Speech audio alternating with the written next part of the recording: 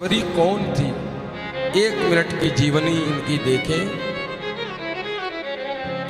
सवरी जैसे धीरे धीरे बड़ी हुई द्वारका प्रसाद जी, इनके पिता इनका विवाह स्वयंवर कराना चाहते थे। शादी तय हो गई, विवाह की तिथि तय हो गई और पिताजी ट्रक के ट्रक मुर्गी, बकरियां और आजकल जो जो जीव जंतु खाते हैं मानव, वो सारे जीव जंतु एकत्रित करके और सवरी के पिता ला करके अपने घर में रखने लगे हैं। सवरी ने पूछ लिया कि बाबूजी, ये इतने जीव जंतु क्यों पकड़ के ला रहे हो? अरे आप कुछ भी खिला दो इनको, लेकिन ये कैद में बंद हैं, तो इनके जीवन में तो मानो दुख है। सवरी के पिता ने कहा, बेटी तुम्हें मालूम नहीं है, कल तुम्हारी बारात आने वाली है, कल तुम्हारा विवाह है।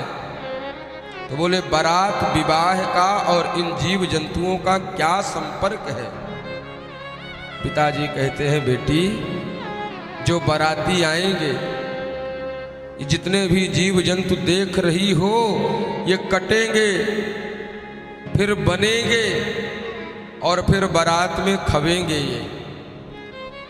सवरी ने कहा, ओहो, मेरे विवाह करने मात्र से इतने जीवों की बलि,